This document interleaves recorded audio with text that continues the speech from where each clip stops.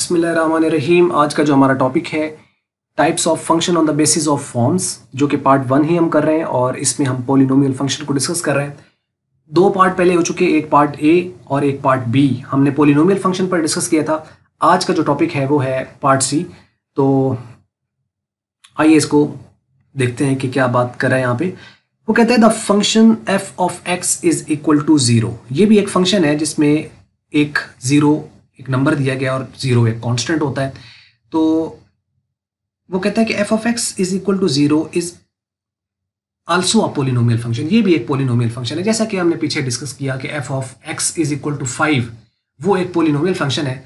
तो और f of x is equal to 7 भी पॉलिनोमियल फंक्शन है और कांस्टेंट फंक्शन है। एफ ऑफ 5 भी जो है f of x is equal to 5 वो भी कांस्टेंट फंक्शन है। F of x is equal to -7 वो भी एक कांस्टेंट फंक्शन था और वो एक पॉलिनोमियल फंक्शन था, क्योंकि कांस्टेंट जो फंक्शन होता है वो पॉलिनोमियल फंक्शन होता है और जो कांस्टेंट फंक्शन होता है वो स्पेसिफिक एक ऐसा फंक्शन है जिसके अंदर वेरिएबल की जो पार है वो मैक्सिमम जो पार है वो 0 है, यानी उसकी जो डिग्री है उस पॉलिनोमियल की 0 है। तो जिस पॉलिनोमियल की डिग्री 0 होती है वो वाला कांस्टेंट फंक्शन कहलाता है। इसलिए हम कह रहे थे कि F of x is equal to 5, f of x is equal to -5, f of x is equal to 7 या f of x is equal to -7, ये क्या है? ये कांस्टेंट फंक्शंस हैं। क्यों? क्योंकि इनके अंदर जो डिग्री है इन पॉलिनोमियल्स की वो 0 है। अब एक फंक्शन हमारे पास सामने आया जिस पे एक क्वेश्चन है कि F of x is equal to 0 जो है ये एक पॉलिनोमियल है या नहीं है। तो इसका आंसर है कि is also a polynomial function, is also a polynomial function, but we say that its degree is undefined. इसकी जो डिग्री है ना वो अनडिफाइंड होती है। अब ये डिग्री अनडिफाइंड है तो तभी तो ये इसको हम कह रहे हैं कि ये पॉलिनोमियल फंक्शन है, क्योंकि अगर इसकी 0 नहीं हो सकती। अच्छा, अभी कांस्टेंट तो ये है, तो कांस्टेंट तो वो होता है जिसकी डिग्री 0 होती है। अब ये कांस्टेंट कहने में ये कांस्टेंट भी है, लेकिन इसकी डिग्री फिर 0 होनी चाहिए। लेकिन अगर हम इसको कांस्टेंट कहते हैं तो डिग्री 0 होनी चाहिए, और इसकी अगर हम डिग्री हम 0 कहते हैं तो फिर ये एक तरफ से गलत हो जाता है, और अगर हम इसकी डिग्री 0 नहीं कहते तो फिर ये दूसरी तरफ से गलत हो जाता है। यहां आती है कंफ्यूजन। इसी कंफ्यूजन को अंडरस्टैंड करने के लिए हम मजीद कुछ पॉइंट्स हैं डिस्कस करते हैं। आइए शुरू करते हैं। इसमें कुछ चीजें हैं, मैं आपको यहां दिखाता हूं। पहली जो चीज यहां पर है इसको जरा ध्यान से आपने अब समझ लेना है। बिल्कुल रूट से हम स्टार्ट करते हैं। वो कहता है कि from part B we learn that. Part B हमने किया ना, पार्ट ए और पार्ट बी अगर आपने नहीं देखा है तो उसको जरूर देखें, तब ये वीडियो आपके काम की है, अदरवाइज ये ऊपर से गुजर जाएगी। तो पार्ट ए और पार्ट बी जो है उससे हमने क्या सीखा कि 5 जो है एक पॉलिनोमियल फंक्शन है। ये हमने सीखा है पिछली वीडियो में, खासतौर पर पार्ट बी में इसके ऊपर बात हुई थी। सच दैट कि कांस्टेंट फंक्शन, इसे हम कांस्टेंट फंक्शन कहते हैं, polynomial function such that a constant function, इसको हम कांस्टेंट फंक्शन भी कहते हैं, इसको पोली, और कांस्टेंट फंक्शन पॉलिनोमियल फंक्शन होता है ऑफ विच डिग्री इज 0, जिसकी डिग्री 0 है, एंड लीडिंग कोफिशिएंट इज 5। ये भी हमने देखा था कि इसका जो लीडिंग कोफिशिएंट है वो 5 है। डिग्री 0 थी तो जिसकी भी डिग्री 0 होती है वो 1 के इक्वल होता है, तो वो 1 बन जाता था। तो इसका मतलब अगर फिर भी उसका आंसर 5 आ रहा है तो इसका मतलब ये है कि उसका फिर लीडिंग कोफिशिएंट भी 5 ही है, because it's the general form is 5 is equal. अब इसको हम कैसे लिख सकते हैं जनरल फॉर्म में? 5 को हम लिख सकते हैं ए एक्स की पावर 0, और जिसकी भी पावर 0 होती है वो 1 के इक्वल होता है, तो तभी ये 1 बन जाएगा ये वाला। तो x की पावर 0 तो 1 बन जाएगा। 1 जब a से मल्टीप्लाई होगा तो वो a आएगा, तो इसका मतलब a 5 के इक्वल है या 5 a के इक्वल है। अगर 5 a के इक्वल है तो a 5 के इक्वल है, तो इसका मतलब a ही की वैल्यू 5 है, और a हमारा क्या है? ये हमारा लीडिंग कोफिशिएंट है। इसका मतलब अगर आपके पास एक फंक्शन दिया गया है f of x is equal to 5, तो इसका मतलब है जो आगे आंसर आ रहा है वही उसका लीडिंग कोफिशिएंट होता है। यानी f of x is equal to 5 में 5 लीडिंग कोफिशिएंट है, f of x is equal to -7 में -7 लीडिंग कोफिशिएंट है। Thus a is equal to 5 as a is leading coefficient. हमें पता है a लीडिंग कोफिशिएंट है क्योंकि x के साथ जो आता है, डिग्री के साथ जो आता है वो लीडिंग कोफिशिएंट होता है। As a is leading coefficient, thus we can say 5 is leading coefficient.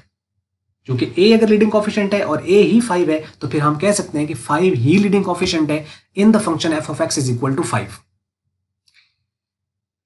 और मैं अब बार बार आपको बता रहा हूँ कि अगर आपने पिछले वीडियो देखा है तो आपको ये समझ आ रही होंगी चीजें, अगर नहीं देखा तो फिर तो लग रहा होगा कि चल क्या रहा है।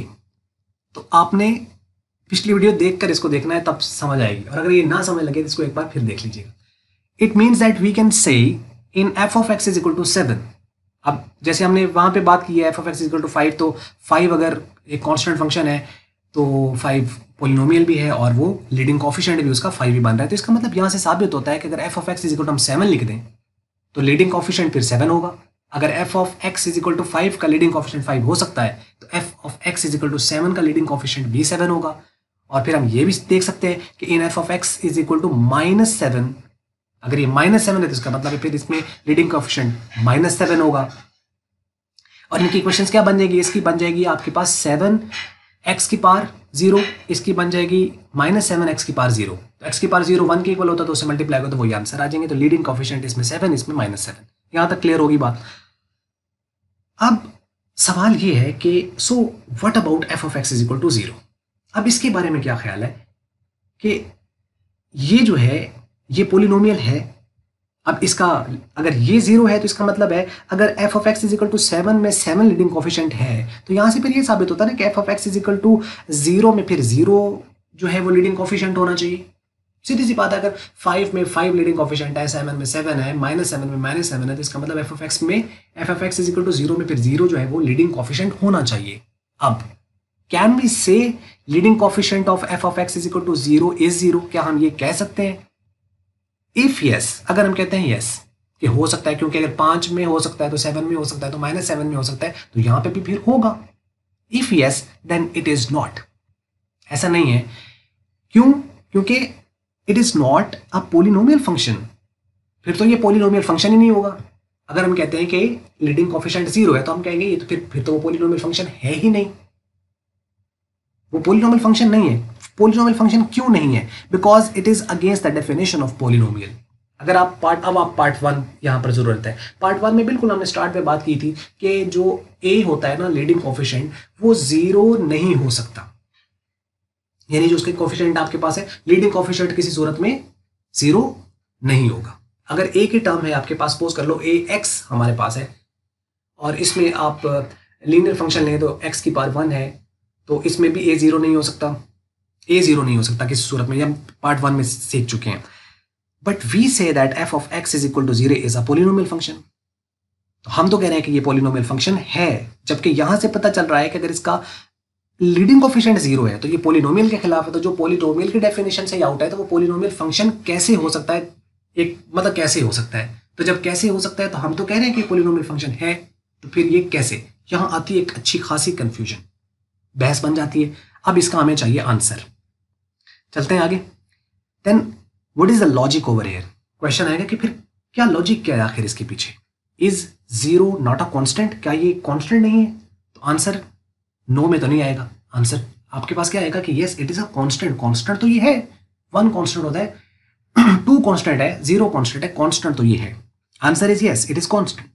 Now if it is constant तो फिर ये कांस्टेंट फंक्शन बना, तो कांस्टेंट फंक्शन में तो डिग्री 0 होती है। अगर हम इस एंगल से इसको साबित करने की कोशिश करेंगे ये कांस्टेंट है और कांस्टेंट पोलिनोमियल होता है, तो फिर डेफिनेशन आ जाएगी कांस्टेंट फंक्शन की। तो कांस्टेंट फंक्शन तो ये कहता है कि ऐसा फंक्शन, ऐसा पोलिनोमियल फंक्शन जो है वो कांस्टेंट कहलाता है जिसकी डिग्री 0 हो। तो इसकी डिग्री तो 0 है ही नहीं, क्योंकि इसकी डिग्री तो अनडिफाइंड है। ऊपर टॉप पे हमने अभी देखा है ना, वो कहता है then its degree must be 0। अगर ये कांस्टेंट फंक्शन है तो इसकी डिग्री 0 होनी चाहिए। तो वो अगर 0 डिग्री इसी होती है तो फिर तो ऊपर वाली डेफिनेशन के खिलाफ हो गया। But at the top we said its degree is undefined. किया ना हमने स्टार्ट पे बिल्कुल शुरू में कि F of x is a polynomial. Yes it is a polynomial function but we say that its degree is undefined. Undefined है, undefined. अब यहां पे आगे फिर कंफ्यूज, यानी एक एंगल से निकले तो दूसरे में फिर हम फंस गए। अब हम क्या करें? इसका आखिर आंसर क्या है?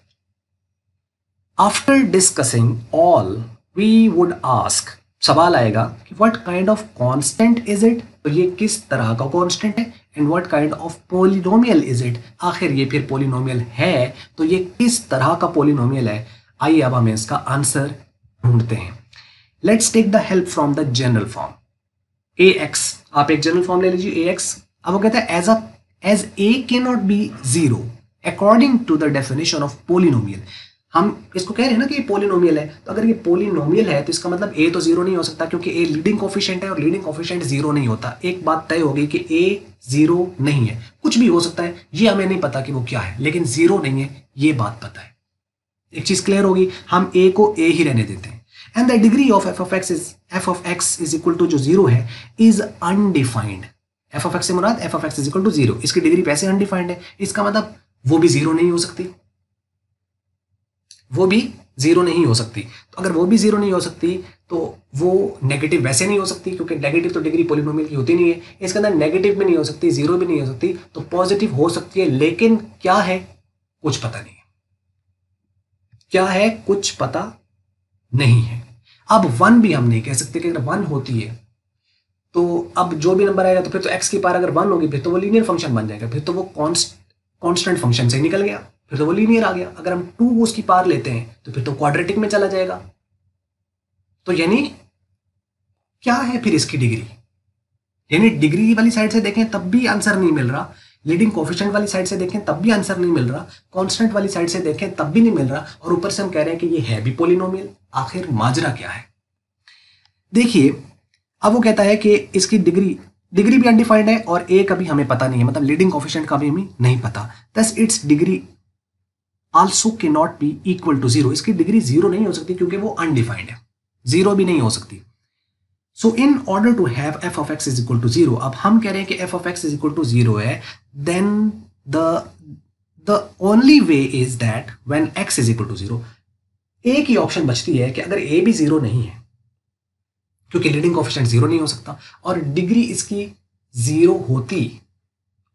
होती तो तब ये बनता कांस्टेंट फंक्शन। अब डिग्री भी जीरो नहीं हो सकती, पीछे तो तीन ही तो चीजें हैं, ए एक्स की पावर एन, ए भी जीरो नहीं है, एन भी जीरो नहीं है, पीछे बच गया एक्स। ओनली वे कि एक्स जीरो है, तो मीन्स के यही इसका आंसर है। यहां से छोटी सी बात है और इसी से आपको एक आंसर मिलता है। Thus it is a special form of the polynomial in which x itself is zero, इसमें एक्स खुद जीरो है। ये इसका आंसर है कि x जो है वो खुद यहां पर जीरो है, ये ऐसा पोलिनोमियल है। Therefore its general form is f of x is equal to a x की पावर n, जिसमें a भी नहीं पता और n भी नहीं पता, लेकिन ये बात है कि x जो है वो यहां पर जीरो है। ये जीरो होगा, इसकी आप जीरो पर जो मर्जी पावर ले ले वो जीरो रहेगा। जीरो के ऊपर जीरो तो हम ले नहीं सकते और नेगेटिव वैसे नहीं, यानी तो आप इसके ऊपर वन ले लें, जीरो की पावर वन जीरो, जीरो की पावर टू जीरो, जीरो की पावर थ्री जीरो, जीरो की पावर 100 वो जीरो, जीरो की पावर आप मिलियन ले लें वो भी जीरो, तो ये जीरो ही रहेगा। तो जब ये रहेगा ही जीरो, तो जब इसके साथ मल्टीप्लाई होगा तो इसका आंसर क्या आएगा? जीरो आंसर आएगा। तो बन गया ना f of x is equal to zero where x is, यानी इसमें क्या है वेयर एक्स, यानी ये इसकी फॉर्म बनेगी ए एक्स की पावर एन, जिसमें ए नहीं पता एन नहीं पता, दोनों अनडिफाइंड है और एक्स जीरो है। तो हम ये कह सकते हैं कि ये ऐसा फंक्शन है जिसमें हम कहेंगे f of x is equal to a zero की पावर एन, जीरो की पावर एन, जिसमें एक्स जीरो है, तो इज इक्वल टू जीरो है, क्योंकि इसकी जो मर्जी पावर ले लें जीरो तो आ नहीं सकती, तो जौन सी मर्जी पावर लें ये जीरो रहेगा। जब इससे मल्टीप्लाई होगा तो ये जीरो आएगा, तो इसका मतलब f of x is equal to zero. This is a polynomial function. As a result, we would say that f of x is equal to 0 is a polynomial function, and it's a special kind of the polynomial function in which its degree and the leading coefficient is undefined. इसकी leading coefficient भी undefined होती है, वो भी नहीं पता, और इसकी डिग्री वो भी undefined है। ये है एक छोटा सा टॉपिक। उम्मीद है जितना मुझे कुछ समझ लगा वो मैंने आप लोगों के साथ शेयर कर दिया। अपनी राय ज़रूर दीजिएगा, और बाकी इसके अंदर ये है कि अगर आपको मल्टीपीडिया की वीडियो अच्छी लगी इसको आप लाइक कर लें, शेयर कर लें दूसरों के साथ। अगर आपको अच्छी नहीं लगी इसको आप कर दें डिसलाइक, और वीडियो देखने का हमेशा की तरह बहुत बहुत शुक्रिया।